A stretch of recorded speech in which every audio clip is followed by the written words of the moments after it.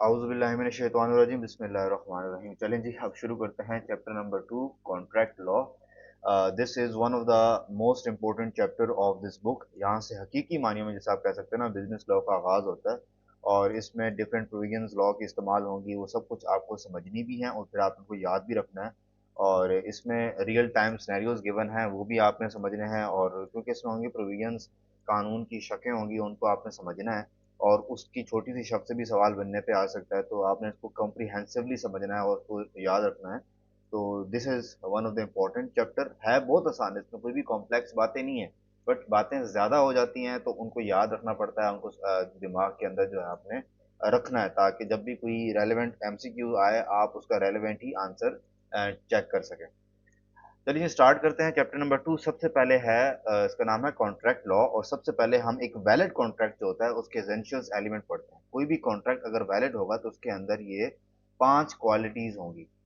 पहली है एग्रीमेंट, कि किसी ने ऑफर कराया होगा और किसी ने उस ऑफर को एक्सेप्ट किया होगा। एग्रीमेंट होगा, एक बंदे ने ऑफर कराई है, एक ने एक्सेप्ट किया है। ठीक है, मैंने दुकान पे गया हूँ कि मुझे चीज़ लेनी है, अगले ने एक्सेप्ट किया, मुझे चीज़ दी है, तो एग्रीमेंट हुआ है। कंसिडरेशन, कुछ मैंने दिया होगा और उसके बदले में कुछ लिया होगा। कुछ लोग कोई सर्विस देंगे या गुड देंगे और कुछ लोग बदले में पैसे देंगे, तो कंसिडरेशन इन्वॉल्व होती है। ठीक है, आगे इसको हम डिटेल में एक एक जो एलिमेंट है इसको पढ़ेंगे। तो अभी इसका ओवरऑल एक व्यू ले रहे हैं। फिर है intention to create legal relationship. ये नहीं कि आप जस्ट चीज़ें कर रहे हैं, बल्कि आपकी इंटेंशन भी है कि आपने एक लीगल रिलेशन क्रिएट करना है। ठीक है। और उसके बाद है कैपेसिटी, कि जो दो पार्टी या तीन पार्टी चार पार्टी जितनी भी इन्वॉल्व हैं, each party must have legal power. ठीक है, ये पावर वर्ड है, legal power to bind itself contractually, जो अपने आप को कॉन्ट्रेक्चुअली बाइंड कर सकता है। ये नहीं कि मैंने एक छोटे से बच्चे से गुब्बारा लिया और उसको मैंने उसे जी 10 रुपए दे दिए, अभी उसने मुझे गुब्बारा वापस नहीं किया, मुझे अपने हैंड ओवर नहीं किया, तो मैं कोर्ट चला गया हूँ। ठीक है, नहीं, वो माइनर है, वो छोटा बच्चा है। या किसी पागल बंदे के साथ मैंने बहस कर ली और उसको कोई चीज़ उससे लेनी थी, मैंने ले ली है।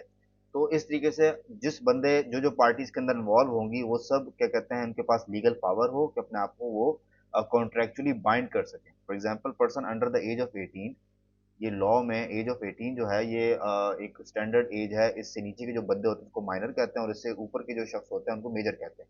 तो माइनर के साथ कॉन्ट्रैक्ट नहीं हो सकता है। पर्सन ऑफ अनसाउंड माइंड, इसका दिमागी तवाज़ुन जो है वो खराब हो, and under influence of alcohol, जिसने कुछ पी रखा हो, have limitation on their power to contract, तो ऐसे लोग जो हैं वो कॉन्ट्रैक्ट नहीं कर सकते। फिर है लीगैलिटी, कि जो कॉन्ट्रैक्ट हो वो लीगल हो। The court must will not enforce a contract which is deemed to be illegal. ये नहीं कि आप कोर्ट चले गए हो कि यार मुझे ड्रग्स का कॉन्ट्रैक्ट किया था, मुझे अभी तक ड्रग्स नहीं मिले, भाई वो इलीगल है। ठीक है, इलीगल एक्टिविटी है, उसके ऊपर कोई कॉन्ट्रैक्ट नहीं बनता, वैलिड कॉन्ट्रैक्ट नहीं बनता। हाँ, इनवैलिड या इलीगल कॉन्ट्रैक्ट बन सकता है, बट वैलिड कॉन्ट्रैक्ट जिसको लॉ जिसके ऊपर इन्फोर्स होती है वो नहीं बन सकता। तो एक इसेंशियल एलिमेंट से अब आगे वन बाय वन इनको समझते हैं।